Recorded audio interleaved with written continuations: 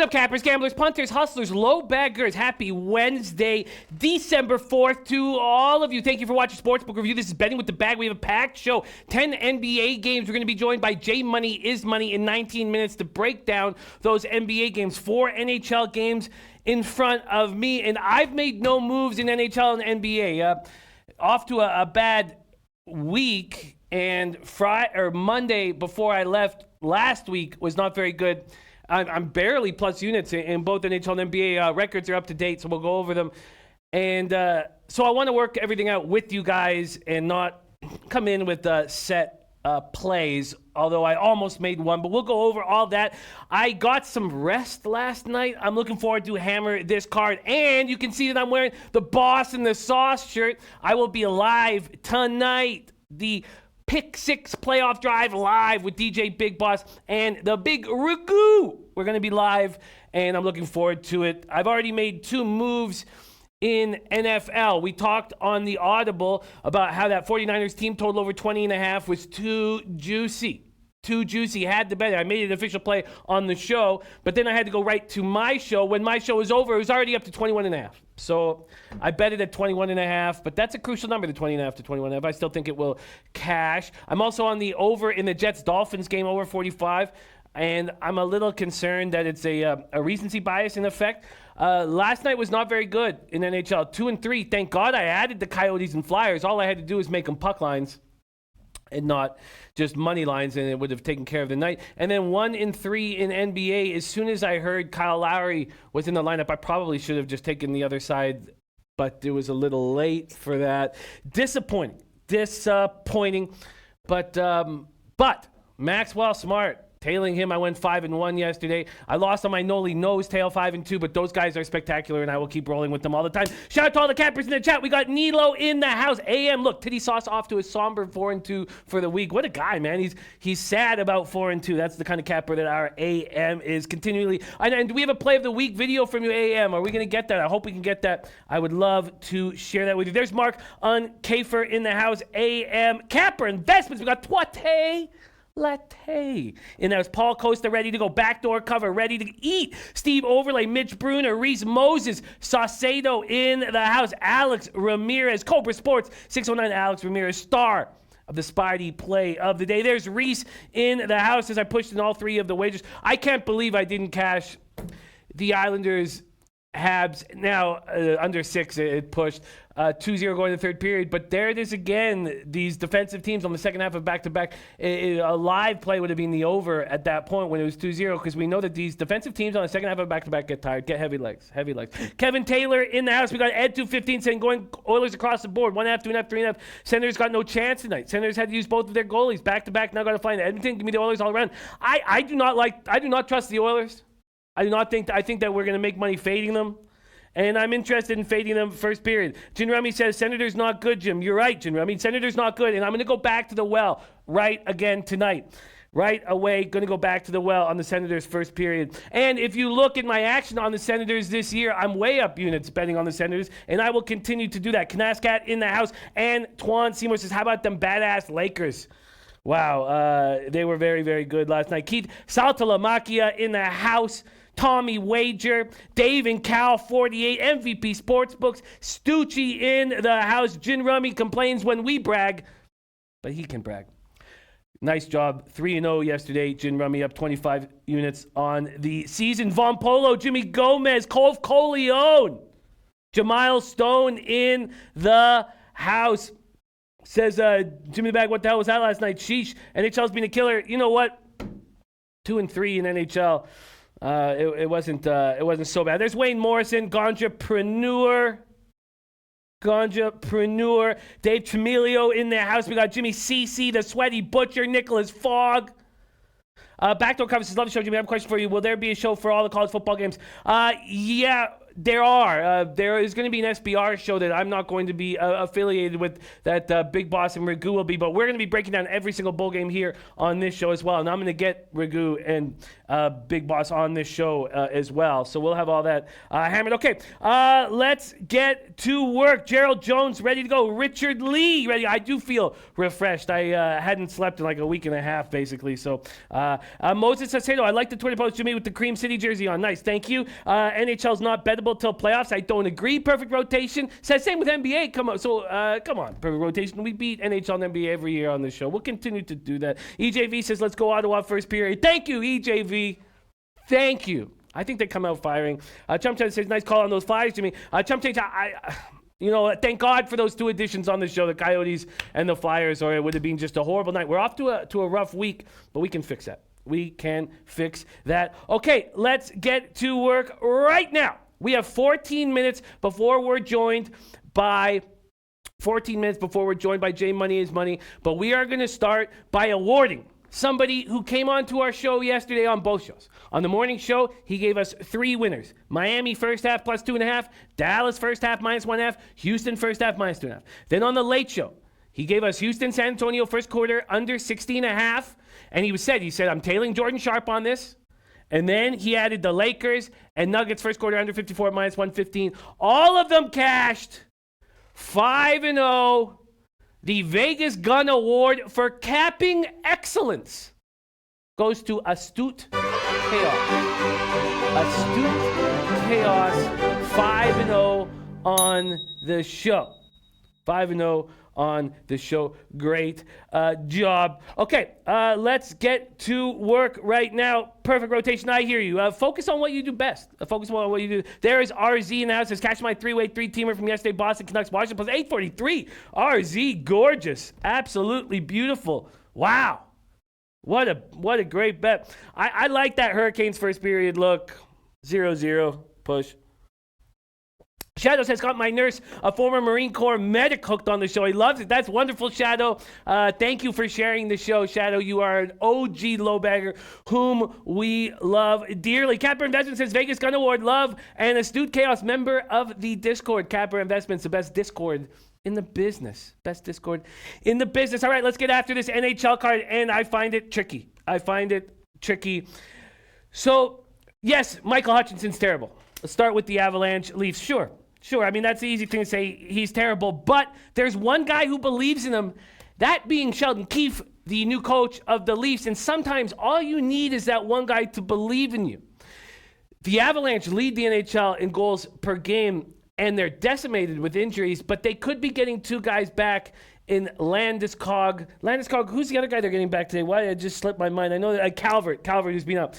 Colorado, Toronto opening up at minus 132, now minus 116. I don't understand the market move towards Colorado. The Leafs are on the second half of back-to-back. Sure, they showed no heart. It's the fact that they show no heart that's keeping me off them, but I want to back them. And I expect Michael Hutchinson, and I've seen it in my own playing days. I've seen it throughout NHL. I've seen it throughout sports, but especially with goalies. You have a goalie who's fragile, a goalie who's playing poorly, a goalie who's had a bad career, but he was a first-round pick, a goalie with tons of potential. He starts off the year terrible in a hockey hotbed like Toronto, and then he gets his coach to believe in him. And that wasn't going to happen with Babcock. But it happened here. Jim Remy says, soft bookies were giving Avs in plus 135 range yesterday. Lovely. I get that. I get that. I get that at plus 135. And that's a great look by Jin Rummy. And as we see, Jin Rummy smashing NHL, smashing it. There's Juan Ruiz in the house. Nice to see you, Juan Ruiz. Okay, so Jin Rummy says, I'm waiting for Leafs backers. I got Avs at plus 135 yesterday. I think you're going to find a Leaf backer right here. Marner is going to be back. We know that doesn't equal W's getting your star back. We saw that with Lowry last night. Avalanche have won 8 of their past 11. Toronto needs this win. Newfie Roman says, Leafs with only 12 hits in the full game. This is a big problem. Nobody's scared playing the Leafs. I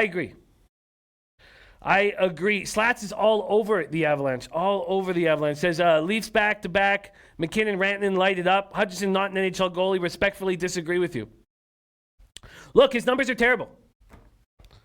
There's Maxwell Smart in the house. Maxwell Smart, I went 5-1 tailing you yesterday. And Max's play of the day doubled up. First half, full game, cashed easily. Thank you, Max. I needed it desperately. There's Giovanni Biesdorf in the house. Paul Costa says, don't do it.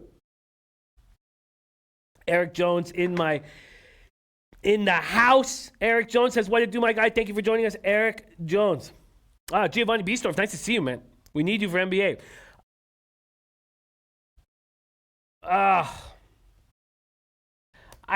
Okay, so let's break this down a little more. So Leafs allow 5 straight goals in the third period. They look terrible. Mitch Marner back after missing 11 games. No Burakovsky, no Johnson, no Colin Wilson. They're going to get Calvert and Landeskog back, but they'll be breathing heavy. And now I'm getting the Leafs at what, minus 115 at home?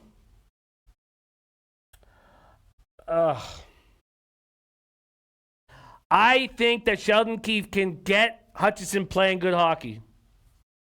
And now I'm getting a team that's 7-3-4. I know it's not a great home record. They won 4 of their 6 with Keefe. They were embarrassed last night. You know what? I think the Leafs are the play here. I think the Leafs are the play. Everybody telling me and not just going to say Leafs are soft. They sure are. They sure are. All right. Okay. I'm not just going to sit here and hum and haw, but I'm going to take some more time. Take some more time. Let's see if anybody else has. RZ says, I'm a huge Leafs fan, and I can't back the Leafs. Avs are 7-2 last night in Toronto. Avs a team that has things together. Anthony Devontae, great job of Montreal, -1. Newfie Romy says, Hutch and new coach is a good combo. He has confidence in Hutch. They work great in the AHL. I agree. Rem Mo says, Avs as an underdog versus a garbage goalie is the look here. A garbage goalie was drafted in the first round. A first-round draft pick. And now they're barely a dog. Now they are barely a dog. Let's see what we'd be getting on Toronto. -115. All right. Okay, I'm back in the Toronto Maple Leafs. I'm taking the Toronto Maple Leafs on the -1 line. Toronto Maple Leafs on the -1 line. I'm getting -115 at Pinnacle. And on the -1.5. On the -1.5. Jin Rummy was waiting for the Leafs backers. Well, you got one. You got one. +190 at 5 dimes. -1.5 at +190. All right, there you go. And I expect Hutch to have a big game. All right.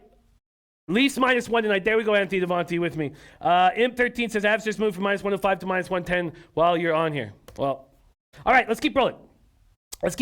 Next up, Blues, Penguins. I find this another tricky cap. Remo says, I can list off hundreds of players who were drafted in the first round that were garbage. I know you can, Rem. I know you can. I'm making a bet here, Rem. I believe this is a situation where Michael Hutchinson will step up and the Toronto Maple Leafs will step up. All right. Let's keep rolling. M13 on the Toronto puck line for +190. Jason Kelly says, is the over the better play? Both have serious firepower, but both of these guys, the Landeskog, the Marners have been out. I don't know if I trust them right now to be strong offensively. Let's see what this total is quickly. Man, we only have 5 minutes now. Shit. Only 5 minutes till Jay Money's here. Sorry, we talked about this game for too long. These are tough games, man. 6.5. I don't know. Okay, let's keep rolling. You know what? I don't. If I'm backing Hutchinson and believing in Hutchinson, there's Nutflush Jr. in the house. Great to see you, Nutflush Jr. Thank you for joining us, man. We're missing your plays of the day, my friend. Okay, let's go. There's Astute Chaos in the house. The winner of the Vegas Gun Award for capping excellence. Okay, Blues, Penguins. Initially, I was going to make a move on the St. Louis Blues here, but, you know, the 5-2 loss in St. Louis is fresh in the Penguins' memory. This Blues team has earned a point in 10 straight road games. They're playing so good. Second best road record in the NHL. Notice the Caps and Blues, 2 best road records in the NHL, 2 last Stanley Cup winners. Tristan Jarry, is he going to be in goal? Matt Murray has not looked good lately, and Jarry has looked good. Penguins power play struggling. They need him back. I hear you, RZ. I hear you, RZ. Jay Money, no, I can't take my time. We'll take 3 extra minutes. Hey, Larry, we're going to take 3 extra minutes. We'll call Jay at 10:23. No, we have a huge NBA card. We need you badly. Rembo says Hutchinson is from Laval, Quebec, so I could be wrong here. Good luck with the picture. I mean, thank you, Rem. Thank you. Looking forward to have Jay Money on the show. Murray took that loss on Saturday in St. Louis. I don't know what they're going to do with him. I don't know what they're going to do with him. He just is not consistent enough to be an elite goaltender. Crosby out, Bukestad out, Schultz out. Then they lose Rust, Dumoulin, and Hornqvist got hurt in practice. I mean, how do you not take the Blues here? Well, you had to get on them early, and I did not. At Pinnacle, it opened up at minus 133. And that was the time to get on the Blues. Now you're dealing with you could have gotten a plus 118, now you're getting a plus 100. And I'm not going to take him there. I'm not going to take the ass end of the line like that. It was a little bit better this morning. But the under 6.5, or under 6, I think is an appealing look. The under 6 is an appealing look, but I need Jarry in net.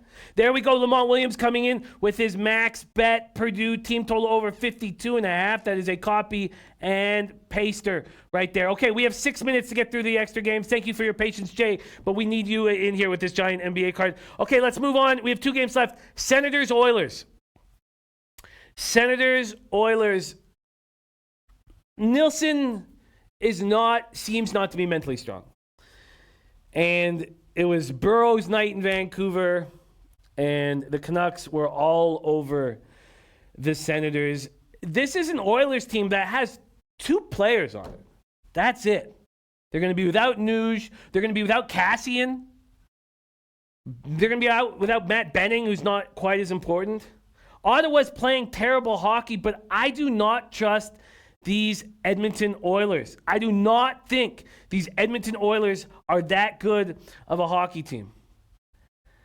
And I'm interested again in the Senators' first period. Oh, speaking of which, we've heard of how well our Jin Rummy is doing, and respect to Jin Rummy. My NHL numbers are falling off fast. Larry, can you pop up my NHL record for me? Thank you, my friend.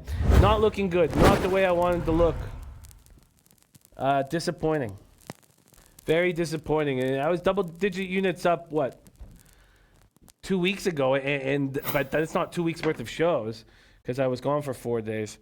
Very, very, very disappointing. All right, I'm going to stick with my plan here, with what I believe here.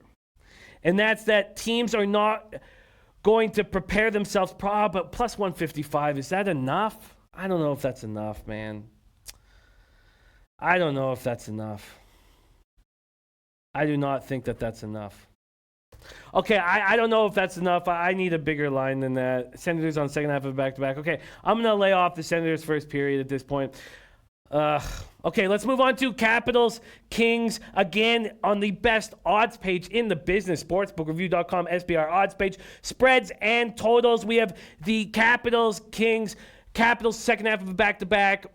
They when the Sharks opened up with a goal 2.5 minutes, and I was like, okay, I like where I'm standing. And then Capitals completely took over. John Carlson completely took over. Capitals opening up at minus 126. They're now at minus 130, a 4-cent move towards them. Oh, shit, that's first period still. My fault, sorry. I thought that was a low number. Full game. Capitals open up at minus 148. They're now at minus 145, so a 3-cent move away from them. This total at 6.5 for a Kings game? I mean, the Kings know. The Kings know. Thank you, Omar J. Legend, my guy. Jin Rummy, I love seeing you cash. I love seeing you cash. Keep up the great work. NBA tonight, says Jay Hill. We're going to get there right now. There's Paco Healy in the house. Capitals, Kings, Samsonov up against Quick. 6.5 for an LA Kings game? 6.5 for a Kings team that's 9-5-1. God, I just feel like that's high. Doesn't it feel like that's high for an LA Kings game? 7 goals? You're telling me there's going to be 7 goals? Dave Chamilio taking the Kings on this one. I get it. Capitals open their trip with a 5-2 victory. Detroit on Saturday. They're 12-2-1 on the road. John Carlson is making a case for the Norris Trophy. He's rolling and rolling and rolling. He joins, he's the 5th player in history to have 40 points at the 29-game mark. Bobby Orr did it 6 times.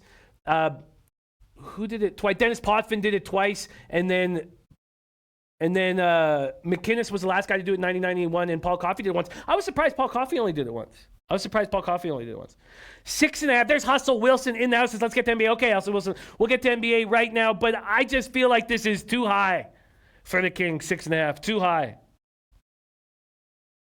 Too high. A Kings game at 6.5? When was the last time we saw a Kings game at 6.5? Too high. Let's get on this under right now. All right, under 6.5. There's been a 3-cent move towards the over. I'm going to take this under 6.5. The best I'm getting is minus 114. Under 6.5.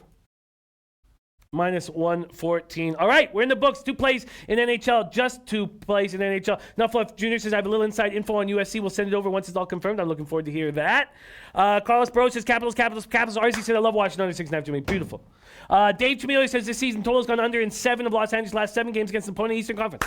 RZ says, Caps win 4-1. I like it. Okay, let's move on to NBA. We have the star of Jammin' with Jay Money joining us with this giant card right now.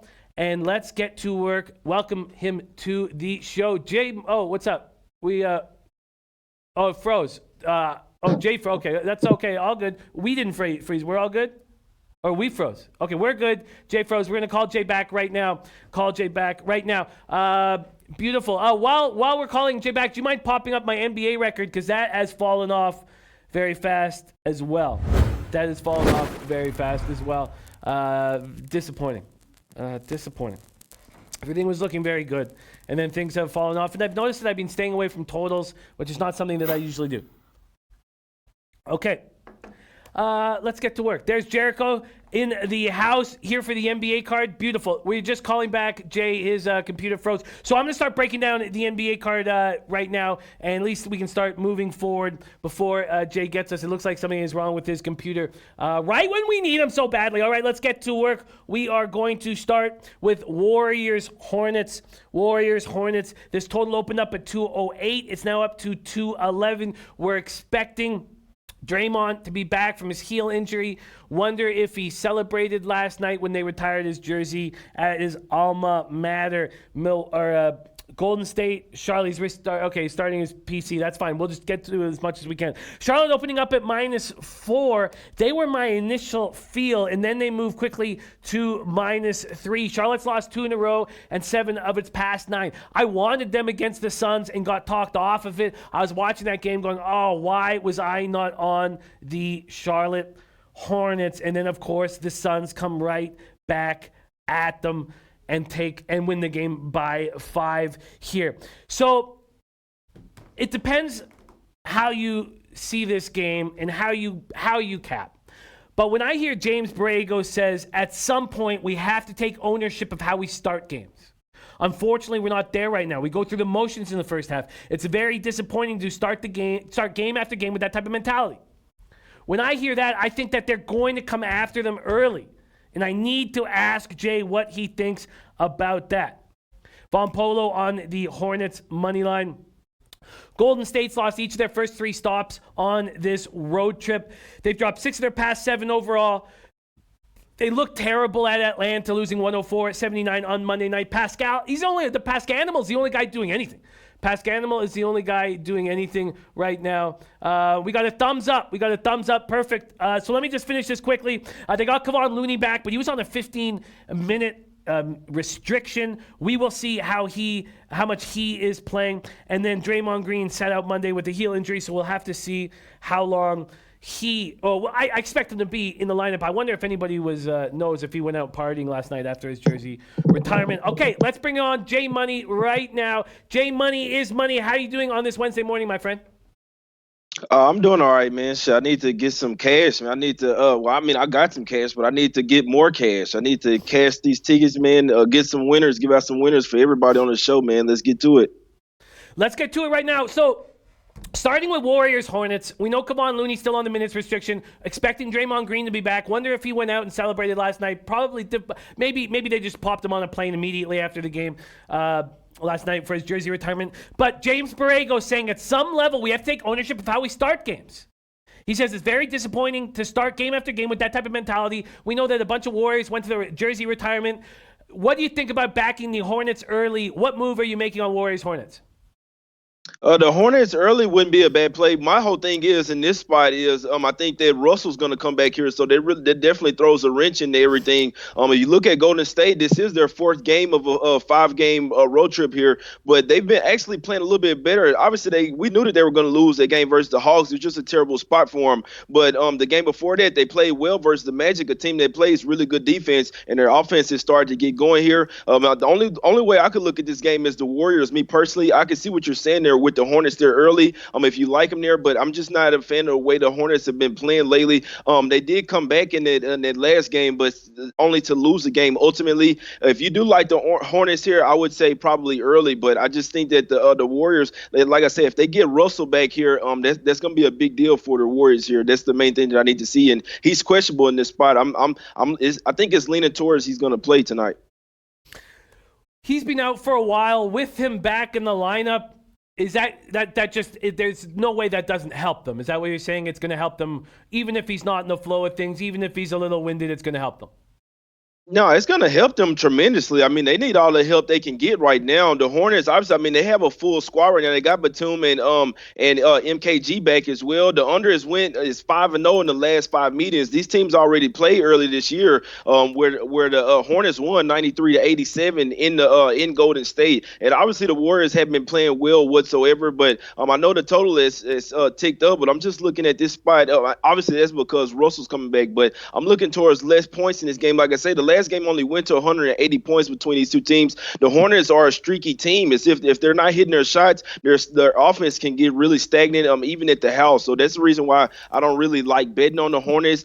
Maybe this is a spot to take them, but yeah, if the Warriors get Russell back, obviously, yeah, that's a huge help. Even if he comes off the bench, give him 15, 20 minutes, that's a huge help for him. But we know that if Russell comes back in this spot, he's not coming off no damn bench. He's going to be a star point guard out there. They need him badly out there, but that'll be a huge deal for the Warriors. They got Cauley-Stein back now. They got Looney back. They're starting to get their bigs back. And the Hornets just are not a bet-on team to me, Jimmy, especially laying points with them. It's the Warriors or nothing here for me, but I can't say I didn't take a bet on this game so far.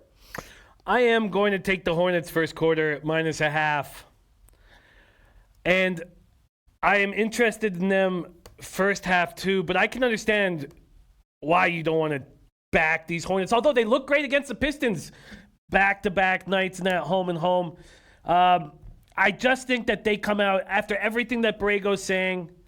You know what? I'm going to make a move here. I'm going to take the Hornets first quarter -0.5 and -106, and I'm going to take the Hornets first half -1. That's available at Pinnacle, -1 at -105. I have to go with my gut here. And I'm going to take 2 shots here. Okay, let's keep rolling along. We have Bucks Pistons next up. Let's go to full game spreads and totals here on the Sportsbook Review odds page, the best odds page in the business. Bucks, Pistons, Milwaukee, Detroit. Milwaukee opening up at -8. Now there's 8.5s and a couple 9s. 9s at Bet365, Bovada, and Bookmaker. This total opened up at 225.5. Now at 224.5. Best Gambler says Hornets own the Pistons. They've beaten them 9 straight times. That's the only team they can beat. Yeah, no, that's a good point. It's a good point, Best Gambler. Okay, Bucks, Pistons. Bucks But both teams have been destroying their opposition in the last 2 games. But Bucks carry a 12-game winning streak into Detroit. They destroy Charlotte 137-96 on Saturday. Destroy the Knicks 132-88 on Monday. And Antetokounmpo 29-15-3 in 22 minutes. Middleton 16-7 in 18 minutes. They could get Lopez back. He's been out for 2 games with back soreness. The Pistons, though, they smashed San Antonio and then smashed Cleveland last night. They're on the second half of a back-to-back, which means Griffin, who scored 24 points in the first 3 quarters, will likely not be in the lineup. Almost certainly will not be in the lineup. How are you handling this, Bucks Pistons? Exactly. Yeah, I'm not stepping in front of the Bucks here. I can definitely tell you that. The only thing I don't like in this 12-game winning streak for the Bucks, they are only 5-7 ATS. Like I say, obviously they're going to be laying a lot of points. Especially they're a road dog here in this spot. Definitely does help the fact that it's a back-to-back spot for the Pistons. Like you say, Blake Griffin likely won't be playing in this spot. I hadn't seen it been ruled out yet, but we do know that obviously on the back-to-back that it's more likely than not that he will sit. The Bucks, they do have the Clippers on deck in the next game. It's not the back-to-back spot, but their next game in a couple of days, they do have the Clippers. They are 9-0 straight up and ATS. The last 9 meetings in this series, the Bucks are number 1 offensive rating in the past 5 and number 3 in defense. You look at the Pistons, they have been playing a lot better here lately. Here, they're number 2 in offensive rating in past 5 and number 8 in defense and number 1 in rebounds the last 5. So we know that they have a couple of defensive anchors down there that can stop Giannis from going to the hole. It's all about really foul trouble in this. We know if Drummond gets in the early foul trouble, it's going to be a long night for him. It's tough to step in front of the Bucks here, though. Like to say, the way they've been whooping up on everybody. Don't like the fact that they do have the Clippers on deck, but if Blake is indeed out, obviously that helps it. If you like the Bucks here, it's Bucks or nothing for me. I'm not stepping in front of them, but I won't be on them tonight. Sweaty Butcher Pistons 0-11-2 over under at home with no rest off of a road game. That's a great stat from the Sweaty Butcher. And also, Capper Investments, 11 losing teams during this 12-game winning streak for the Bucks. That's another great stat. Best Gambler says Bucks should be real fresh after 2 blowouts against Charlotte and the Knicks. Tat the Cliff liking the over in this spot. Carlos Peroj liking Detroit here. And Joe Anisi cashed his work play today. I noticed that. Iowa +4. Great job, Joe Anisi, in that work play today, catching fire. What do you think of this total? Do you agree with the market move from 225.5 down to 224.5, or do you like Tat the Cliff liking the over here? Well, the Pistons have been playing faster lately, so I mean, I would have to be leaning towards the over here. We know that the Bucks can play some good defense, but they've been running and gunning lately. I mean, you see they've been scoring shit. They can go out there and put 140 on a team if they want to. So it's all about their motivation. Like I say, they do have the Clippers on deck, but the way that the Pistons have been pushing the pace lately here, and obviously they get a lot of production from their bench with Derrick Rose coming off the bench. I can only look towards the over here, man. The way that the Bucks have been scoring, like I say, it's not really in my opinion, I think it's a tricky cap because especially the Pistons have been playing well lately. I talked about it yesterday on my show on why they were favored by 3 versus the Cavs, and then they go and bust their ass like that by 30, 40 points and made it look easy. So, I mean, really their players didn't have to go balls to the wall tonight. Maybe that's why Blake Griffin hadn't been ruled out yet. So, I'm always weary of taking laying points on the road, man, here at the Bucks, but I definitely think that this is a game that could get over the total.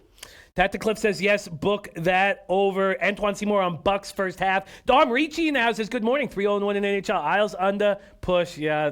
God, 2-0 going into the third. Jets money line, great play on that, Dom. Flyers money line, Coyotes money line. Thank God for those 2 plays. That was too easy.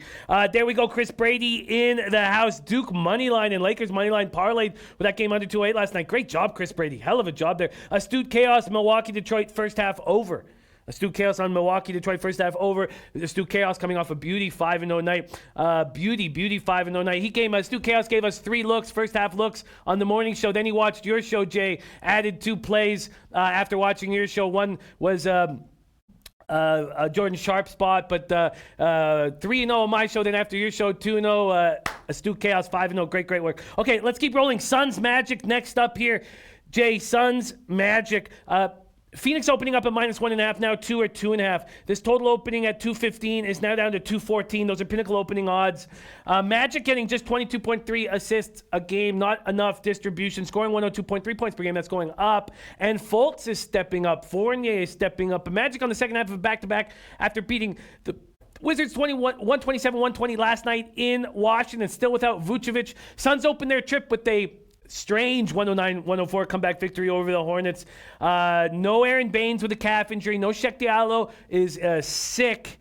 It was a very back and forth game with the Hornets. Oubre hit 2 threes in the final, 55.2, created 2 turnovers. He was excellent. And Ty Jerome making his debut for the Phoenix Suns. Suns, Magic, how are you handling this spot, J Money? Exactly, Jimmy. That was a very weird win versus the Hornets. There were versus where the Suns were up in that game, and then the Hornets they gave up the lead. The Hornets had the lead late, and then the Suns had to go on a 12-0 run just to win that game. And I told you Devin Booker was going to be the best player on the floor, and if it wasn't for that, then they wouldn't have won that game. This is a spot where they are playing a team that plays really good defense. This is the only thing, and I would love to be on the Magic here. I don't like the fact they're on the back-to-back, and I had to take them yesterday versus the Wizards with no fucking big man out there, but that's a different story. The Magic obviously were in an up and down game last night. They were blowing the Wizards out before they made it respectable. They were really up 20 points in that spot. We know that the Magic they had to play fast last night, but they really like to play slow, like to play a defensive game. When Fultz is out there, he can run and gun, but when Augustine comes off the bench, they like to play really slow, run plays, methodical type basketball. The Suns, they're not going to have Baines in this spot. Rubio is questionable with a little hand injury. He's probably going to play in this spot, but not sure how effective he will be. But still, even if Rubio's in there, he's still a defensive guard. He still like to run plays as well. Don't really push the pace. This is a spot where the Magic, you got one of the top defensive teams here on the back-to-back spot with travel. I think they're going to slow the pace down in this spot. I like the Magic have been playing a lot better lately, but I don't like the fact they're on the back-to-back spot. The Suns are the more rested team in this spot. They are 6-0 ATS the last 6 games in Orlando. They do have a revenge spot versus the Pelicans. Money Williams heading back to NO the next game, but I'm staying off the side here. I like this total, man. I like the under in this spot. The Suns, they can play some defense as well, but I just think that the Magic will slow this game down, try to muster this game up, and I don't see neither team getting to 100. Me personally, or one of these teams for sure not going to make 100 points. 214 is a tad high for this Magic team, who, like I say, offensively they can get stagnant at times, and the defense is always going to be there. It's going to travel. Give me the under in this spot. I think that makes a ton of sense. Here. Yeah, I think that makes a ton of sense. Is Jonathan Isaac moving over to the 5 at all? How have they been handling the Vucevic injury? Well, they've been having to play Birch and Birch out there. They've been having to play Birch, and obviously Isaac, you're going to have him. He's leading the league in blocks right now. I just like the way that the Magic been playing. They still have Mo Bamba as well coming off the bench. You can throw him out there. There's one thing about this Magic squad, man. The reason why they really losing Vucevic really hadn't been a big deal. They have a lot of bigs out there, man. I mean, I think a lot of people forgot about Mo Bamba because he had some injuries out there, but they got a bunch of power forwards. Like I say, Isaac, Birch, and Bamba, all of them can run play the 4 or the 5. You still got Gordon out there who he could play the stretch 4, maybe even run him at the 5 at times when you're running a small lineup. The Suns team without Baines, I mean, is it really going to matter? They don't really have a lot of bigs out there. They want to run small ball. Like I say, my whole thing in this spot, you got to lock up Booker, contain him, and I think we'll have a nice under here. As long as Booker doesn't go bananas in this spot, I think this game definitely goes under. And the Suns, they do have the edge, obviously, with them, with Rubio probably coming back and the Magic being in a back-to-back. But you look at the Magic, they're 3-0-1 ATS in their last 4 games with no days rest. So, I mean, they actually play well on the back-to-back. They're at the house. They've been playing a lot better than the Suns team, man. They don't look the same team like the same team as early in the year. That game versus the Hornets scared me there. There was a wicked cover there. They damn near lost their game. So that scares me if you like the Suns here. But I love the under in this spot. My only concern, and talk me through this, and we got to move on to other games, but is they're going to move, I guess, Frank the Tank to the 5? I mean, who Saric goes to the 5? If it's Kaminsky at the 5, he's no paint presence. He lollygags around the perimeter firing up threes. He can get hot. I am concerned about Phoenix being able to defend when they've got Frank or Saric at the 5. Who do you think plays the 5 for the Suns? Yeah, it's gonna be Kaminsky, but I mean, are we really worrying about? So look, the Suns can play enough defense in this game. The Magic aren't a prolific offensive team, Jimmy, and they're on the back-to-back coming from run up and down the court with the Wizards. They are not gonna push the pace in this spot, which really are. Fultz is really the only one that pushes the pace. Everybody else slows it down tremendously, especially when DJ Augustine is running the point. So, and I mean, Fultz that's his only thing that he has to get into the basket quickly, because if the team gets down there and sets their defense, he's not as efficient. So I mean, like I said, with the Magic, they're not really a scary offensive team. If the Suns are going up against somebody else, maybe it's a little bit different. But against the Magic, they're already not a great offensive team, even though they've been playing better lately. I don't think that they have a whole lot to deal with, have a lot to worry about in that regard. Very, very, very interesting. I'm going to keep studying it. J Money on the under here. I may tail. I almost pulled the trigger about 2 minutes ago, and then I got cold feet. I'm going to keep studying it. Let's move on to Heat Celtics, man. This is going to... So the Heat come into Toronto. Jimmy Bucket steps up enormously in overtime. Kyle Lowry looks terrible. I wish if I had known Lowry was going to be in the lineup, I would not have backed the Raptors. I know it'll help in the long run, but not in the short term. And the Raptors undefeated at home, and now the Heat go into Boston, who are undefeated at home. Tough being on the second half of a back-to-back. That took a lot of energy out of them, and this is a very well-rested Celtics team that's won 3 of 4. Miami's lost 3 straight to Boston. They've lost 11-14 to Boston. Boston hasn't played since Sunday in a very easy 113-104 win over the Knicks. Tatum went for 30. Brown went for 28. Marcus Smart not going to be in the lineup. This is a lot of moving parts. And it opened at 5.5, and it was at 6.5 across the board. And now they're 6s. So some money coming back in on the Heat. This total gone from 213 to 210. I've been very interested in your breakdown in this spot. Heat, Celtics, J Money, take it away. Yeah, I hate the fact that Smart is not going to be in this game, man. When I'm looking at it, I'm like, oh, it's the perfect spot for the Celtics. And I still think it's a Celtic spot. I would not look towards the Heat here, even though money's coming back in on them. You could say that it's a tad too many points for the Celtics here. I love the fact that the Heat played as well as they did last night. I thought they were going to win the game in regulation, and obviously the Raptors made a late push for it, made the Heat work for it. Then it went to overtime. I'm like, oh, hell yeah, I love it. And then the Heat still won in overtime, dominated what they held the Raptors as 2 points in overtime. So I love the fact that the Heat played that well last night. It was a huge game. They left it all out there on the floor. It was perfect in the sense of me looking towards the game that they have next. It's another huge game.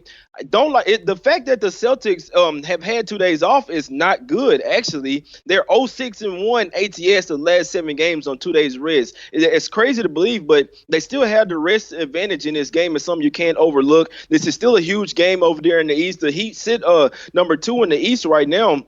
The Celtics, like I said, I hate the fact that that Smart is not in this game. He's one of the tough guys. You need him in the game like this. I'm definitely liking the under in this spot as well. The Celtics are 8-1 ATS versus a team with the winning record above 600. So I mean, when they play these elite teams, they get up for those games. We know the Celtics have moxie. They're 7-0 at the house. They hadn't lost a game at the house this year. The under is 13-3 versus a team above 600.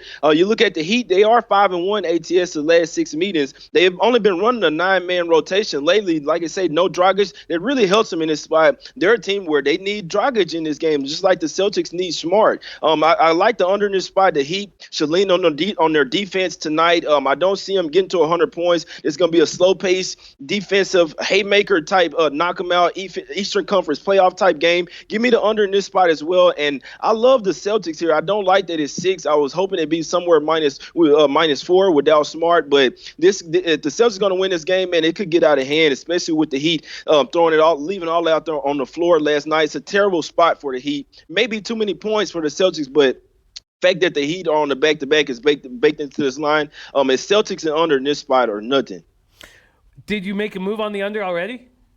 Yeah, I made a move on the under 210.5, man. Give me the under this spot. Like it's moving down to 209.5. But and I might have to get on the Celtics as well, man. Maybe throw them on the money line parlay or something. But I like the under in this spot, man. The Celtics, we know they're going to play really good defense. The Heat play really good defense as well. I don't see the Heat are really a jump shooting team. They play good defense and they like to shoot threes, like to shoot those mid-range jumpers. Tonight, I think we see a lot of short jump shots, man. And I've seen this before from the Heat on the back-to-back. it's a bad spot for him, and I think those jumpers going to be short late in the second half. And I think it's going to be a defensive Eastern Conference type game, even if the Heat weren't on the back-to-back. Give me the under, man. I like taking good defensive teams on the back-to-back because they like defense can travel, but the offense doesn't necessarily travel all the time.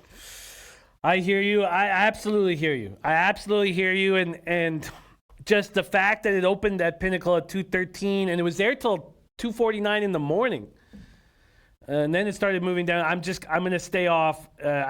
But it still makes sense, and I understand your breakdown. All right, let's keep rolling. Rafa, my man, can we push Teddy back 5 minutes? We got to speed this up a little bit. Let's move on to Nets Hawks right now. Nets Hawks. Nets open up at -3. It's -3 across the board. This total opened up at 224.5. It's now at 226.5 or 227. Nets coming off 109-106 loss at home versus the Heat on Sunday night, right? So the Heat are in 3 games, 4 nights, and they've all been tough games. Kenny Atkinson told everybody that Irving's not going to be back for a couple games, but Dinwiddie stepping up in a huge way. Hawks broke 10-game losing streak on Monday, beating Golden State Warriors 104-79. Trae Young, 24 points, reached the 20-point mark 17 times this season, 10 field goals in 6 straight games. No DeAndre Hunter. Left the game with an injury, dislocated right index finger. He's going to miss tonight's game.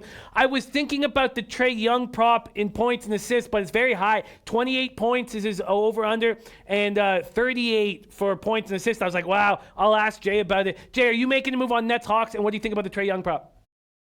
Yeah, if you like the Hawks, I would just say take that prop, man, because you're gonna need Trae Young to go off. He's gonna have to go for 30 points, and he's gonna need a double-double. He's gonna need 30 and 10 for the Hawks to even stay competitive in this game. So I do like that. Prop there, because that's really the only hope they have. The Hawks 27th in offensive efficiency last 5 games. No Hunter, like you said, no Crab in this game, which could have potentially been a revenge game for him. You need those type of little angles in this game. You're not gonna have that. Herder is gonna come back, gonna be limited to 15 to 20 minutes. This is their first game after their win, snapping that 10-game winning streak against the hapless Warriors. Nets 6-1 ATS last 7 after a straight up loss. Give me the Nets in this spot, man. They're 4-1 ATS last 5 in Atlanta, 8-2 ATS last 10 meetings. I'm all over the Nets in this spot. Wow, all over Nets in this spot. Wow. Okay, I'm going to get the J dollar sign beside Nets.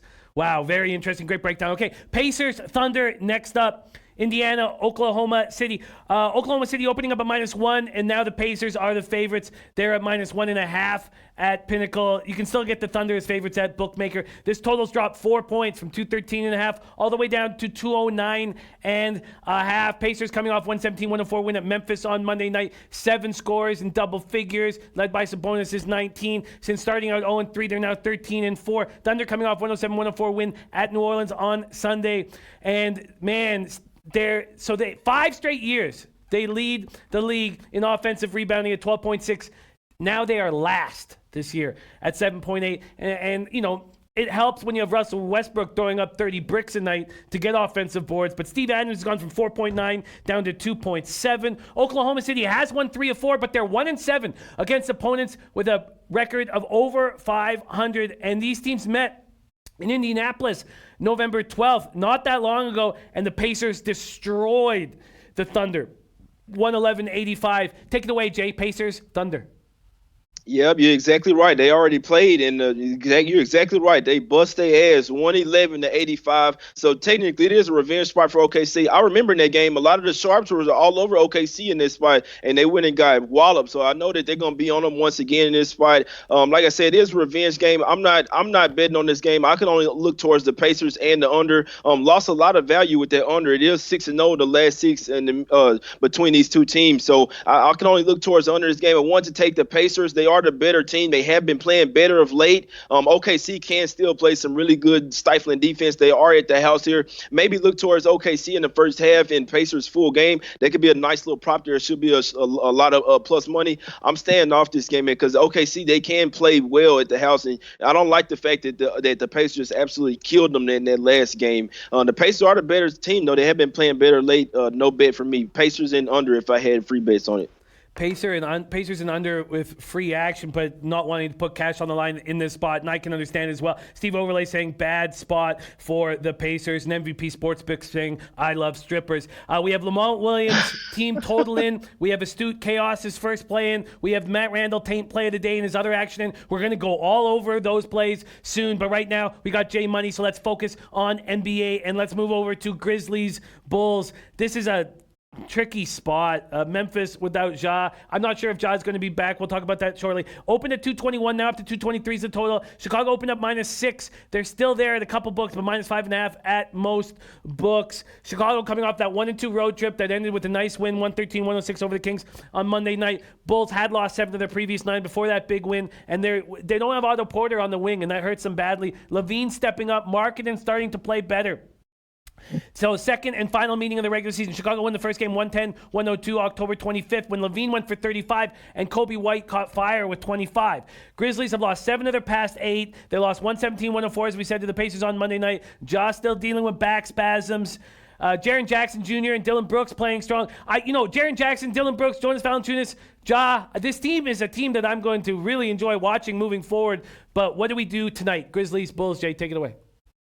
Yeah, you're not going to enjoy watching them without Ja Morant, though. They're a totally different team, and there's no way I could look towards the Grizzlies. Even though they were somewhat scrappy in that game versus the Pacers, it was at the house. It was getting them their double digits. We still got the cash with the Pacers in that spot. I'm just not a fan of the Grizzlies. The Grizzlies without Ja Morant, especially if they don't have Valanciunas back here in this spot. He is questionable with an illness. You look at the Bulls; they 5-0 straight up and ATS last 5 meetings, and they already beat this Bulls team. Already won on the road in Memphis when they had Ja Morant. He only had 10 points in that game, but Zach LaVine and Kobe White went off. If they don't have anyone to stop him or contain him, which they don't tonight, and those two go off, like you say, Markkanen been doing this thing. Wendell Carter Jr. doing his thing with some with those lob dunks, getting some rebound putbacks, offensive rebounds. If they're getting that same energy, I'm not a fan of laying points with the Bulls here, but there's no way in hell I'm looking towards the Grizzlies on the road. I know they won versus the Timberwolves on the road, but not in this spot, man. They could do it for one game, but you saw last game they have really no hope without Ja Morant, man. I don't see them getting many more wins without him. It's Bulls or nothing for me here.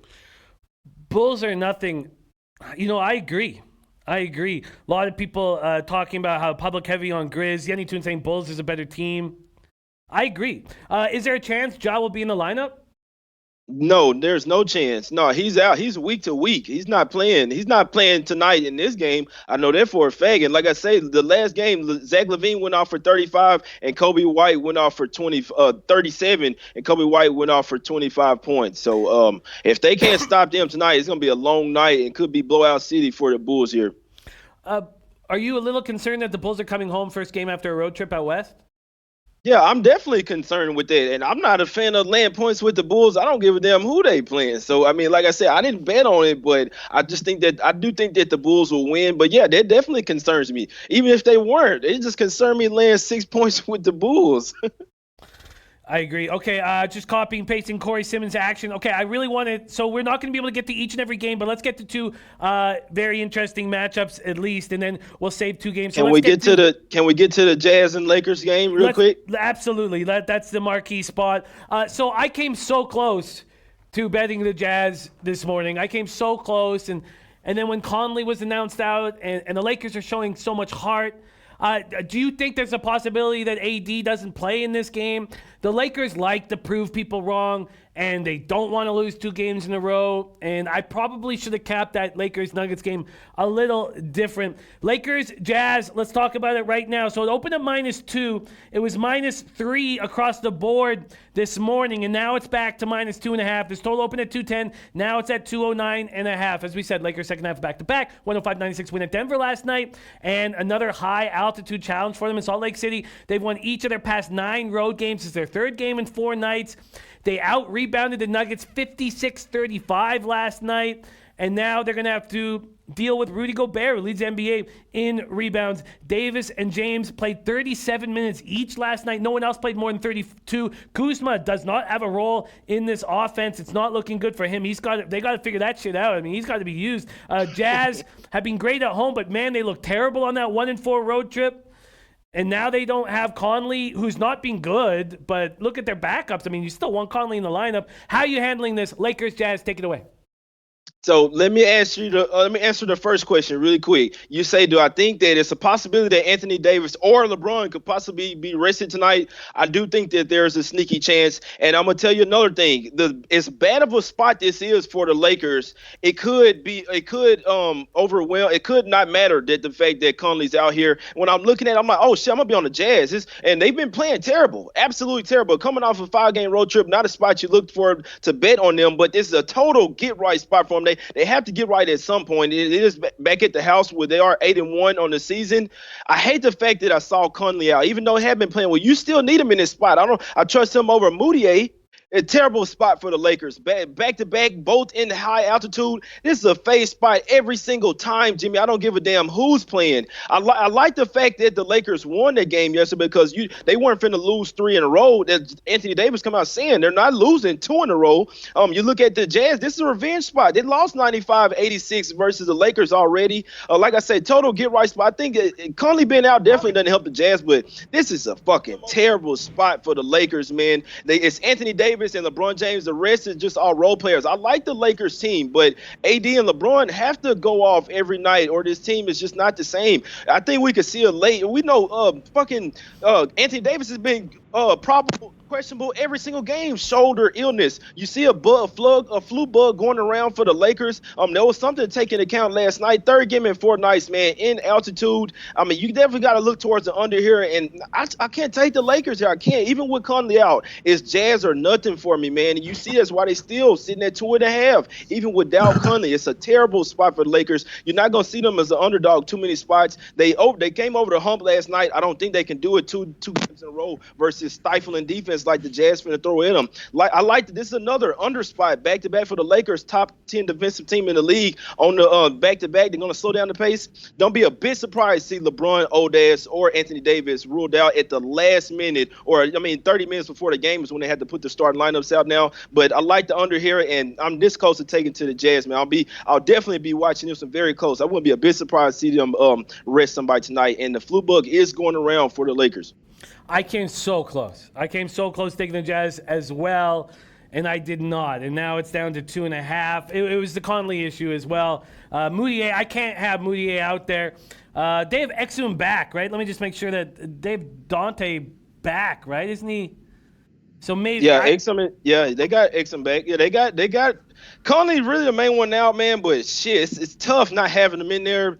I think Moutier can get done. Like I say, as bad of a spot it is for the Lakers, I think that overwhelms Conley being out. Jimmy, I might have to get on them. It's a must-win spot for the Jazz. They do play better at the house. You don't like the fact that they're coming off their road trip, but they played terrible on their road trip though. So I think they're gonna be looking forward to this game. Revenge spot. All the factors say take the Jazz, even with Conley out.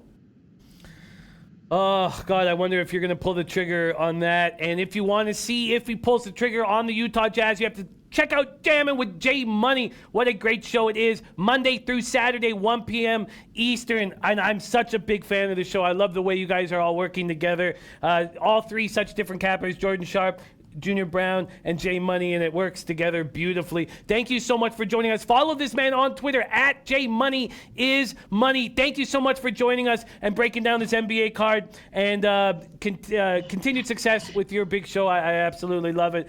Thank you so much for joining us, Jay, and enjoy the rest of your day, my friend. No problem, man. Y'all know, y'all come and tune into the show. We're going to have more content. Me, my guy Jordan, and Junior. We're going to break down all these games. And I'm pretty sure I'm going to get there with the Jazz, Jimmy, if you want to ride with me. Leche, Alos Bookmakers.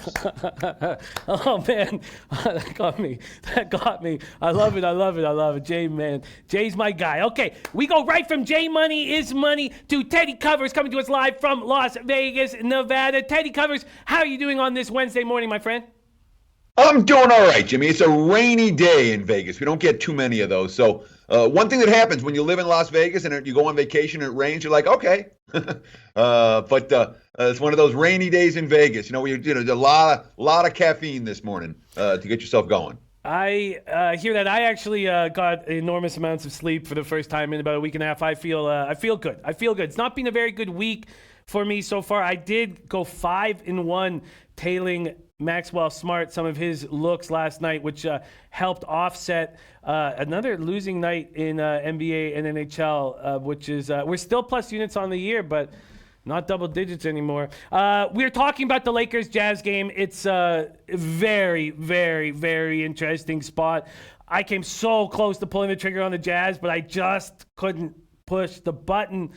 And the under now I find very appealing. Are you making a move on this Lakers-Jazz spot? Very tough spot for Lakers. Second game in high elevation in 2 nights. Are you making a move? So I'm considering myself a little cold in the NBA right now. And it's not like the leans haven't been. The plays that I've actually been betting and putting out, I haven't done anything right in a week. So when that happens, you know, you don't try to beat your head against the wall. I say, all right, let's take a couple days. You know, I'm pretty frustrated with it. All that said, all right, we had Utah the other day in Philly. They're supposed to show up for that game. You know, after what happened in Toronto in their previous game, they're supposed to show up. And the fact that it was they made a little rally in the fourth quarter to make things interesting. They were never in the game. Something's wrong with Utah right now. They're not backable. That was an absolute Utah spot. And not that they lost, but that they were down 20, but, you know, in the first half again. That's a concern. That's a big concern. So I understand the desire to fade the Lakers. You know, it's not it's clearly a game where there could be multiple guys sitting. All right. It's clearly a game where, you know, LA got their win last night, second of back-to-backs in altitude. I worry very much about the Lakers' ability to bring that tonight. But Utah's not a team I'm going to lay points with. The Lakers are the better squad. I certainly wouldn't talk out of an under. It's not like the Jazz are doing anything on the offensive end of the court right now. You know, their offense is take a jump shot, miss it, and get back on defense. And that's not the winning formula for the Utah Jazz right about now. So no argument whatsoever with an under between the Jazz and the Lakers. I did make one first half bet today in the NBA, so I could talk about that at your leisure. Yes, I'm going to make a move on the under. Our guy Big Ragu also on it. Capper Investment says Utah is the play. I want to take Utah, but I hear what you're saying, and I don't. You know what I don't want to have happen is I don't want AD to be announced out of the lineup and LeBron to say, "Watch this, watch what I will do." On the second night in elevation, because he's capable of doing it. Watch this. And so I'm going to jump on the under right now. Under 209.5. I'm getting, and that's only gone down a half point since the opening line. Although BetOnline's taking that down to 209. So is Heritage. Oh, and so is UWager. 209.5 at minus 105. That's available 5 times. It's 106 at Pinnacle. Let's hear what you got to the window first half. And can I make a prediction? Yes. Is it the Charlotte Hornets? You know it is, brother. That's exactly who it is. Of course. And it's an obvious first half play, isn't it? I mean, correct me if I'm wrong. I'm on the Charlotte Hornets first quarter and first half. How do they not listen to Borrego here? Especially, it wasn't just Borrego. That's the key. And the jersey retirement last night for Draymond. And then D'Angelo Russell coming back and not being in rhythm. I'd love to hear your breakdown of this spot, but I'm happy that you're on this because I am too. Yeah, I mean, the coaches' quotes are meaningful. I like it when I get the coaches' quotes and the players' quotes. And we got a couple of those from Charlotte. You know, I don't want Borrego saying, all right, you guys are going to play hard early. You know, it's like Marvin Williams said, all right, we got to get out early. This is ridiculous. You know, there's no urgency for the Warriors in any game. All right, particularly not in this one. And it really feels like a sense of urgency for Charlotte tonight to get out to a decent start. First quarter, first half makes a ton of sense. And of course, I mean, I laid one first half, and I think there were halves out there for the first quarter. So it's not like they even have to win by margin. All they got to do is be ahead at the at the break, and we cash. So that's one that absolutely stood out to me, and it stood out to you as well, Jimmy. So we're on the same page with that one, which may not be a great thing right now, because, like I said, my NBA has been very frustrated the last week or so. Yeah, no, I hear you. I hear you. I think I feel good about it. I feel good about it. And Ragu also on that under 209. So I've locked in the under 209.5. So my only looks on the NBA right now, but I need are the first quarter, first half with Charlotte, and then the under 209.5. I do have some interest in the Chicago. Why don't I ask you about this spot? I do need to break down 2 more games with you, and we need to be quick because we have a ton to cap. But this is going to be a little addition. I'm interested in backing the Bulls at home. I don't like backing a team off of a Western road trip. It was just a 3-gamer. But it was, I believe 6 or 7 days out there, and they have no Otto Porter, and I don't trust them as favorites. But the Grizzlies without Jean Morant, what do you think about and money coming back in on the Grizzlies? So it opened at, sorry, let me get to the spreads and totals on the best odds page in the business. This bull spot opened at -6, and it's now down to 5.5 at Bookmaker. It was 6.5s across the board a little while ago. So money coming back in on, maybe it wasn't. Sorry, maybe I'm getting that confused. So open at -6. I'll double check that, but it's down to 5.5 at Bookmaker. What do you think of backing the Bulls here tonight at home? Yeah, and Bookmaker's basically the only 5.5 out there right now. There's mostly 6s still. So conceptually, I want to be betting against Memphis. We tell them they had the great first game without Ja. Since then, not so much. I don't like the concept of. I'm not enamored with this Bulls team right now. I'm really not, because their superstars, or the guys who are supposed to carry the team. Some games are there, some games are not. And it really is that way. Markin has been a big disappointment for me so far this year. I thought he was an every game guy, and he's not so far. Zach LaVine's the same way. Is he an every game guy or not? And we're seeing a lot of hit or miss performances from Chicago, which makes me reluctant to lay points with them. I know I don't want Memphis. If I had to play the game, it would most assuredly be the Bulls. And the one I came closest to pulling the trigger on, I had so much fun with Portland last night. I thought I'd do it again tonight. And then I decided not to do it, because what happened with the Blazers last night is what could happen to them again tonight. Their bench is a problem. When the bench comes in, the other team goes on runs. And it's been that way a little bit too much for me to be comfortable with the Blazers tonight. So I lean Portland, and again, once they fell behind last night, we saw Stotts, empty the bench. Nobody played 30 minutes. They were clearly letting go of the rope of last night's game to concentrate on tonight's game, and Sacramento doesn't win in Portland. But the market's already got there, bet from 3 to 4, and I really worry about that Blazers bench. So I know I transitioned. Sorry, we were talking about Chicago. I'm not going to talk you out of it. I don't like the Bulls in this point spread range. I don't trust them. And the closest I came to pulling the trigger on anything was Portland. For a full game was Portland -3. I didn't get the best of the number, and I talked myself out of it. Yeah, the Blazers game bothered me so much last night because I lost the first half on the Clippers, and then you lost the full game on the Blazers, and I was just like, God, that's just worst case scenario. I was very upsetting. Okay, there's 2 games that I still need to cap for the show, and one is Luka's Mavericks, which cashed so easily for me. It felt like whenever Luka wanted to turn it on, he was going to take over. I can't believe this is a 20-year-old we are watching. Mavs on second half back-to-back. Easy 118-97 win at New Orleans last night. They won 8 of 9. Luka, Western Conference Player of the Month, averaging 30.7, 10.3 boards, 9.4 assists. Mavs are shooting 36.4% from 3, and Minnesota's perimeter defense is very bad. They gave up 16 3-pointers on 40 attempts to Memphis. They've lost 5 straight at home, but on the road, they've won 4 straight. They are a tricky team to cap. 22nd in the NBA, allowing 114.4 points, but their defensive rating is actually a little better at 12th in the league. And then you have Towns and Wiggins, who are coming off bad games for them. Will they step up? Towns will be defending Big Dick Zingis, and then Doncic will have Covington in his face, and Covington is a pretty good defender. I'm very curious to hear what you think of this spot. Dallas opening up at -3.5. Now they're at -4. This total at 231, now at 230.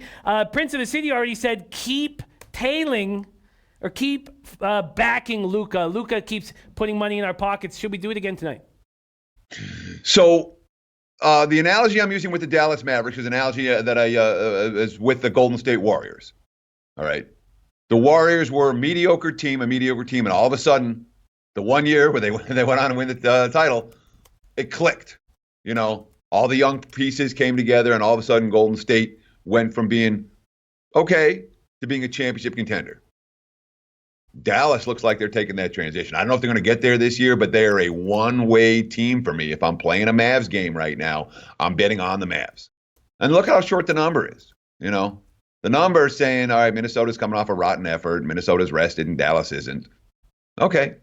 I agree with all of that. The Mavs are still the better team. I can only lay with Dallas.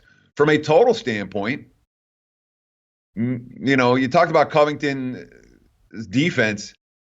The Mavs are the T-Wolves are not a good defensive team, not by any stretch of the imagination. They haven't been. I don't see it from their leaders. This isn't a team with like Jimmy Butler. Hey, guys, play defense. That's not what's going on in Minnesota right now. So coming off a bad offensive game from their two stars, I got to lean over here, especially with the way, we know what Dallas wants to do, and this is the type of matchup that they should be able to do it in. So lean over, lean Dallas, didn't pull either one, didn't pull the trigger on either one. I agree. And back-to-backs are tough, but not as tough when you're 20. I agree this over. Why do you think it's dropped from 231 to 230? Just like a market correction, like it just opened a little too high? What I'm seeing, open at Penny at 231, open at Bookmaker at 230, and it's sitting at 230. It's not. I'm not seeing a big move. Somebody made one bet. Okay, at one book. It's not like the broad market has gone nuts on this under. And when you're trying to analyze total moves in the NBA and in college hoops both, recognize that every move, I shouldn't say every, 95% of the moves that are being made, the big syndicate moves on these totals, and that's what they attack. They attack the totals more than the sides in both, NBA and college. It's all algorithms, okay? It's all, the computer spitting out a formula, and that's what the formula says. Oh, this total's too high or this total's too low, and there's whatever factors that particular formula weighs in. It's not necessarily based on any news, any injuries, or anything like that. It can just be someone's computer who predicts, someone's program who predicts, 54.5% winners over the last 5 years has spit out a number that says, all right, let's bet an under here. So it's not anything to freak out about, not anything to, in my mind, to be concerned with. You want to be concerned with getting the best of the number, but in terms of where the markets are moving on these totals, it's computer formulas. It's not human opinion, and it's not necessarily information. No, that's very important to note. I think this over makes a ton of sense because, and I have one other question before, but the over makes a ton of sense because Minnesota is going to know that Dallas second half back-to-back, let's run them into the ground. Minnesota's going to keep moving and moving and moving. So I'm jumping on the over right now. Over 230 at minus 108. Jimmy Stain in the chat saying that Dallas best over team in the league. If Dallas is becoming such a juggernaut, why are they just 6-4 at home? What's happening to them when they're at home, do you think, Teddy? They got up to a rough start at home, and it's gotten better. They had a really strong home court edge last year. I'm not looking at Dallas at home and being, oh, this is a problem. Although, from a point spread perspective, they have been better on the highway than laying points at home. But again, it's not anything to take you off a game. It's all right. It's a concern, but it's not a big concern. Especially an aggregate record right now. They play better at home lately. Okay, I jumped on the over 230. Jimmy Stain has an interesting note saying Bulls first quarter under 54 is his look. Bulls first quarter went under the last 17 of 20. Sean Glass liking Dallas first half. I would be on that if Towns and Wiggins weren't coming off bad games, because these guys, they're very, very good. Very, very talented. Towns went for 21, 5 below what he usually does. Wiggins goes for 18, 7 below what he usually does. Okay, let's keep rolling along here. The last game we didn't get a chance to cap was the Blazers game, and you took care of it for us. So Kings, Blazers, you took care of it for us. Okay, beautiful. There we have it. So there is the NBA card. I'm on Hornets first quarter, Hornets first half. Hornets first quarter, Hornets first half. And then I jumped on a couple other spots here. I jumped on the under 209 in the Jazz game, Jazz Lakers, and I jumped on the over 230 in the Mavericks game. Okay, let's roll. First question came in, Teddy, wasn't about college football. Oh, but we also need to talk college basketball with you as well. Coming off a very nice day, Teddy handed out 2 winners on this show, 2-0 in college basketball. So why don't we go there first? And why don't we let Matt Randall lead us into this? Matt Randall's taint play today, North Alabama +1. Said cap this game at North Alabama -7. Other plays he's on: Army moneyline, Yale -4, OSU +4, Texas State +14, Canisius +4.5, and that was almost the taint play today. But then North Alabama correlated to a move that Maxwell Smart is on as well. That is Matt Randall's NCAA action. And we have questions coming in, but let's move from NBA to NCAA basketball. Teddy, coming off a nice 2-0 day, is there anything you're looking at right now? I joined Matt Randall on one of his plays. I'm assuming OSU means Ohio State. Yeah. +4. Yep. Is that correct? That is correct. There's a whole lot of OSUs out there. You're right. I bet Ohio State plus the points at North Carolina. And this is a classic case. First, let me start with I'm a Buckeyes believer talent-wise. Absolutely. North Carolina, huge tournament last weekend. I don't think, and they faced a class and Ohio State hasn't. And when you see a team that's faced a class and the other team hasn't, but the spread's really short, sometimes the markets will give you a clue. And this is one of those instances, the line came shorter than I thought it was, and that made me like Ohio State more. Count me as a Buckeyes believer. I think that game comes down to the final possession. I think Ohio State's got a decent chance to win it. I'm a Buckeye believer in both football and basketball. And the other one I played, I talked about fading New Mexico State yesterday. The other half of New Mexico State that I'm fading is New Mexico. Lobos were laying 6 this morning. Did you see that? The wise guys took that apart. It was down to 3.5. I got some 6 in my pocket. Thank you. Even at 3.5, I'm not going to talk out of Boise. I think they win the game against New Mexico. Leon Rice has built this game up for his team. He's saying, reading some of the quotes, making them really scared of the pit. And plus, New Mexico has that win over Wisconsin early where they're getting all this credit. Oh, look, they beat Wisconsin. Well, 1, Wisconsin's a little bit down, and 2, the Badgers shot 2 of 26 from three-point range in that contest. And if Boise shoots 2 for 26 from three-point range tonight, I ain't cashing that ticket. But I think they might shoot a little bit better than that. Broncos plus the points in the pit in Albuquerque. There we go. I like it. So Teddy coming off a 2-0 day in NCAA basketball, taking Ohio State, which rolls with our Matt Randall, and also jumped on Boise at +6. Great work getting them at +6 when it's dropped so dramatically. And then looking for marquee games. I mean, you nailed the marquee game. The other one would be Maryland. And Maxwell Smart got Flash and I here on a Maryland future to win the national championship at 33-1.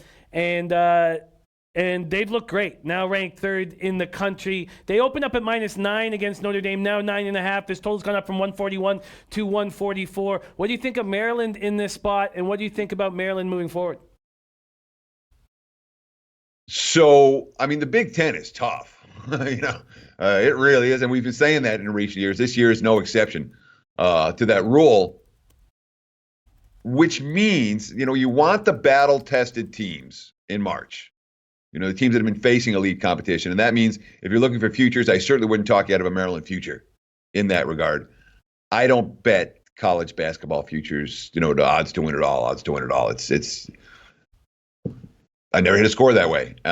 So perhaps it's been that my experience has left me without the desire to bet that. But again, one team's going to win it and 338 teams are going to lose it. And those aren't the bets that I'm looking for. For tonight, I wasn't excited about laying this price against a Notre Dame. Notre Dame is feisty. They're not gonna get overwhelmed in this contest by any stretch of the imagination, I don't think. And it wasn't a game where I was wanting to take the Irish. And of course, in this point spread range, you have your dog that's hanging around all game and they're down by 4 with a minute left. And now you're praying they hit threes because the fouls are going to start, I worry a lot that 7, 7.5, 8, 8.5, 9 range in college hoops with those dogs. I've had more than my fair share, it feels, of bad luck where they're just, they're down 9 with 4 seconds left and they foul again because the refs are used to. So not a game that I got a strong take on, not a game that I played. All right. Okay. Well, let's move on from NCAA basketball. Let's just take one last look at this card. Was there anything else that you almost got to the window with? Sure. I could show you some stuff that I was looking at. I considered taking Nebraska plus at Georgia Tech. I thought that line was a little bit high. That one stood out to me for sure. And then I just got a little cold feet on it. So I didn't pull the trigger there. And there was one other one. Well, here's a question coming in from NCAA basketball, so then we can add to this. Rod Z says, what does Teddy think about Air Force -2 that I have in my pocket? Rotation number 865, 866, Air Force, Wyoming. Air Force opening up as 1-point favorites, now 2 at most books, a couple 1.5s. And Rod Z wondering what you think about him having Air Force in his pocket. I wouldn't talk you out of that one either. The other one I was looking at was UNLV, UNLV plus the points. I I wouldn't talk out Air Force at all. I think Air Force is the better of those two teams, and so does the market, unfortunately. I'd rather, I was hoping to catch a point or two, and instead the market's asking you to lay a point or two. The Rebels, that's betting number 883. UNLV is battle tested. They're battle tested on the highway. I think they're better than Fresno. A 4.5 is the only way I would look in that one. But I didn't pull the trigger on it for what it's worth. So lean Rebels, but I didn't play it. Matt Randall saying Wyoming is terrible, but Air Force is playing horrible. Yes, Hustle Wilson Max will be on the late show. Astute Chaos coming in with another play that I will copy and paste. And then we have one more question coming in here in DePaul versus Texas. Texas Tech opening up at a pick'em, now 2-point favorites. And Mark Uncafer says, how about DePaul +2 versus Texas Tech? Both have played Iowa with drastically different results. This is coming from our guy, Mark Uncafer. What do you think of backing DePaul +2 here? I wouldn't talk you out of it. Blue Demons have, they're one of my, watch out for this team this year. I've got them on the buy sign list. So I would not talk you all at all out of a play on DePaul, but I have mixed feelings about Texas Tech. Part of me thinks that they're an undervalued commodity because they lost so much in the offseason and the program's pointed right. And this line move has told us that the markets are thinking that as well. So it's not a game that I played. But and frankly, I'd love to see this DePaul lose tonight because I think we'll get value with them moving forward. And Matt Randall saying DePaul or nothing. Ligma Ball says Texas Tech kind of sucks being watching them. All right, so we started with NBA. We kept it on the hard court. We went into NCAA basketball. We are going to go into NCAA football. We don't have a lot of time, but we have one question that's come in from our guy, Carlos Peroge, out of D.C. And this is about NFL, and it's a very interesting question, so I want to hear it to Teddy. Says, yo, Jimmy, can you ask Teddy about the possibility of Eli Manning starting for the Giants? Does this change his handicap? So is that a done deal that Eli was announced as the starter? I saw him trending, but I didn't see what it was. It's not 100% confirmed, but it's certainly leaning in that direction. It frankly would disappoint me. I'd have been far more interested in the Giants plus with Daniel Jones at QB than I would be with Eli. Eli's done. All right, Eli showed us that he's done. This isn't an Andy Dalton situation where Eli's going to come back and everyone's going to go, oh, great. Now we got a quarterback who can actually play. Daniel Jones can play. He just has a problem with turnovers, and that's been his problem all year, and it's not unusual for rookie QBs. Oh, by the way, it is It doesn't confirmed. make me like the Giants more with Eli. I'll leave it at that. And we're going to put him back in. Put him back in for a home game, Put him back in to get mauled by Philly on Monday Night Football.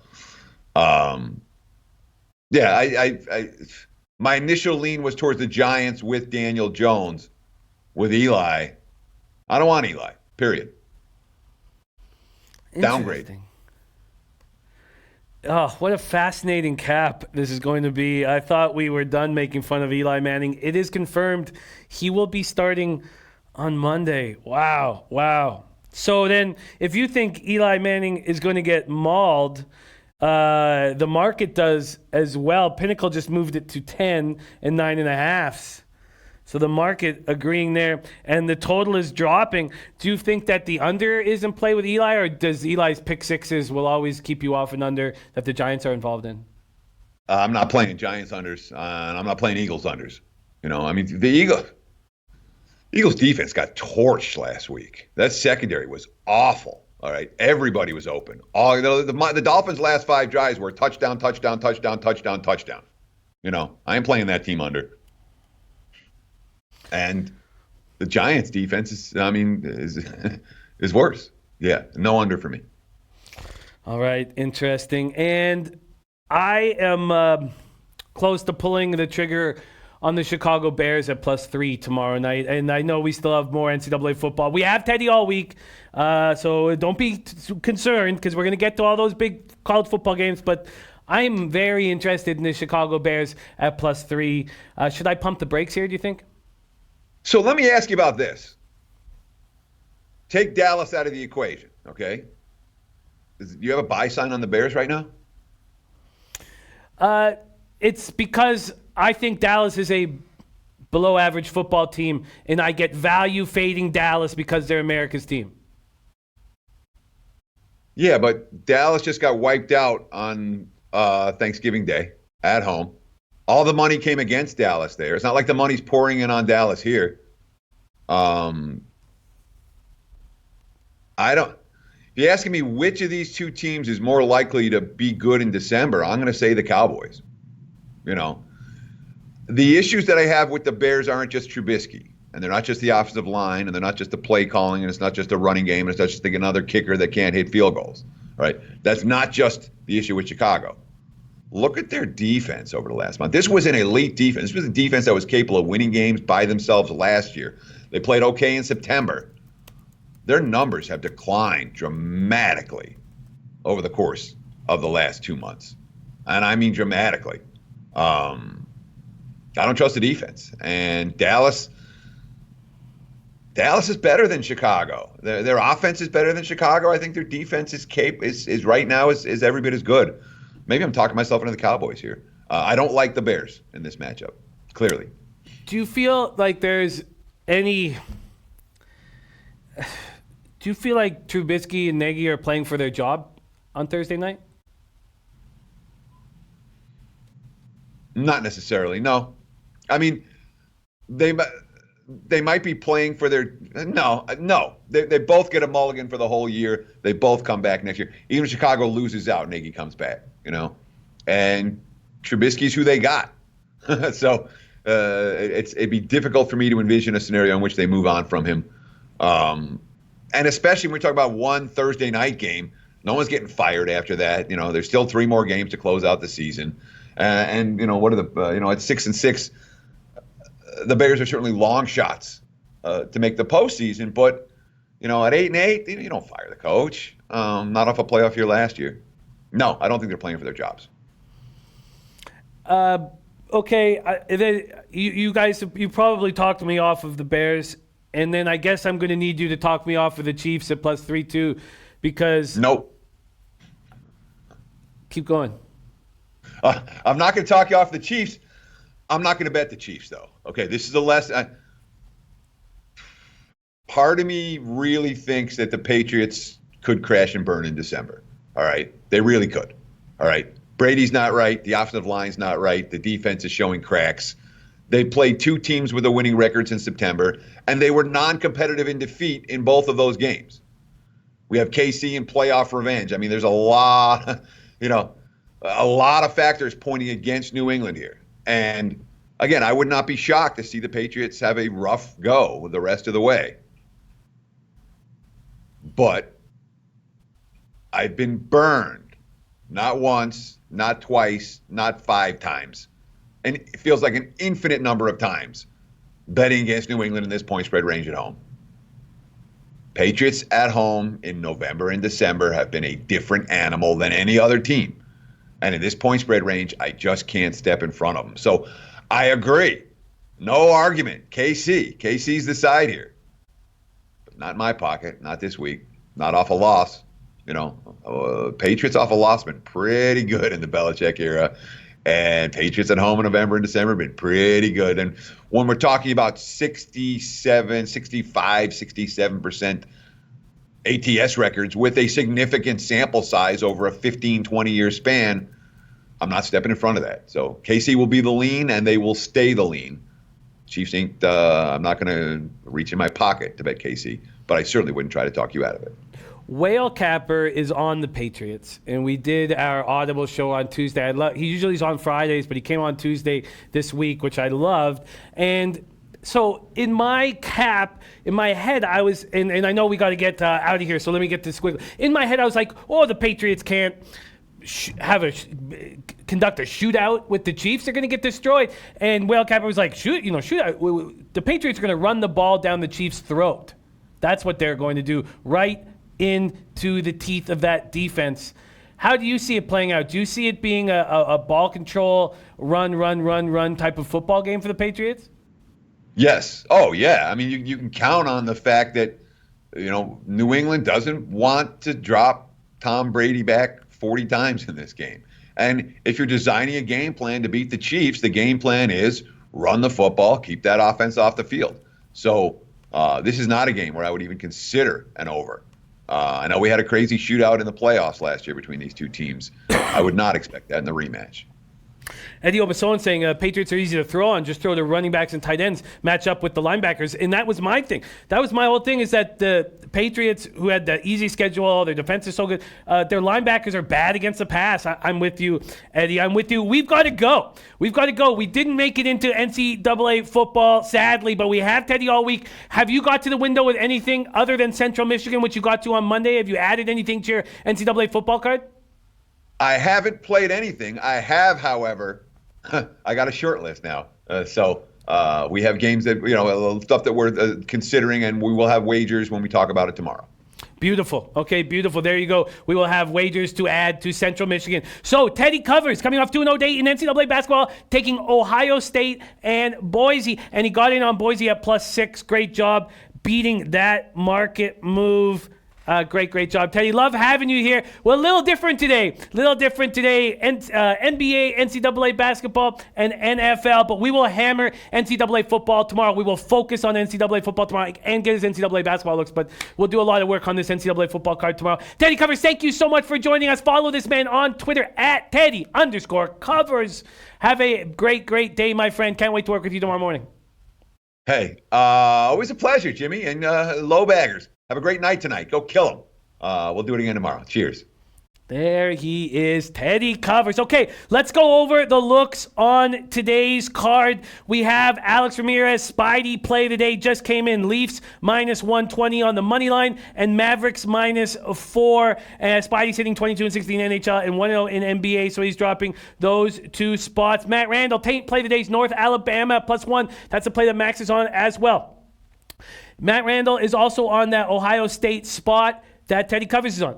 Other plays that Matt Randall's on: Army moneyline, Yale -4, Texas State +14, Canisius +4.5. Antoine Seymour wanting me to write down the Lakers moneyline. Antoine Seymour backing the Lakers moneyline. Corey Simmons locked in Hawks Nets under 224.5. Astute Chaos, his first play of the day after a 5-0 day yesterday, is Sacramento Portland first half under 111.5. We also heard from Jimmy Stain saying that the first quarter Bulls has gone under 17 of the last 20 games. He's on that first quarter under 54.5. Lamont Williams, max bet, college basketball, Purdue team total over 52.5. Here is my action. I'm on the Leafs -1. Going up against a lot of people with that. Leafs -1. Blues, Penguins, I still need more work on. I missed the line for the Blues. I do feel like that under 6 is appealing, but I guess I would need Yari in goal. I don't know. I need to see an interview with Matt Murray and see where his head's at. I did not pull the trigger on Senators first period. I wanted to, but I need to be rewarded, and I need bigger than +145 or +150, so I didn't. I did make a move on the under 6.5 and watching the LA Kings game. When was the last time there was a Kings game at 6.5? I know they're allowing 3.32 goals a game, but that was because of that first 10 games of the year where they were just playing terribly. Now, their 74.7% penalty killing can be attacked by the Caps, 24.7 power play, but this is a veteran-laden team. They got to know not to take penalties. I'm doubled up on the Hornets first quarter, -0.5, -106, first half, -1 and -105, and then two totals. I'm on the under 209 in the Jazz game. I'm on the over 230 in the Mavs game. I'm interested in the Mavs. I'm interested in the Bulls. I haven't pulled the trigger there. J Money is on the Magic here. Oh, the under. J Money's on the under in Suns Magic, and I almost pulled the trigger with them. A lot of injuries and moving parts. I just need to sit with it a little more. It's gone from 215 to 214. J Money is on the under in that spot. He's also on the Nets. He's also bullish with these Brooklyn Nets at Atlanta Hawks. That might be a great bet. Hawks are a bad basketball team right now, and Dinwiddie is stepping up. I'm going to take a little bit more time looking at that. If you want to hear more of J Money's action, check him out. Show pops off in 25 minutes, and it's a spectacular show, Jamming with J Money. Much love to all you guys. I have no show without these great cappers, and these guys will become my best friends. Matt Randall, Alex Ramirez, Steve Priest, Rod Z in the house. Rod Z just hit a giant three-teamer yesterday. He's going right back at it. I'm going to copy and paste this. He's on Puckline Avs, so we're going heads up. And then Oilers and Washington at plus 2,100. And his star play is Blues money line. That's our guy, Rod Zawacki, right there. Rod Z in the house. Going to copy and paste that right there.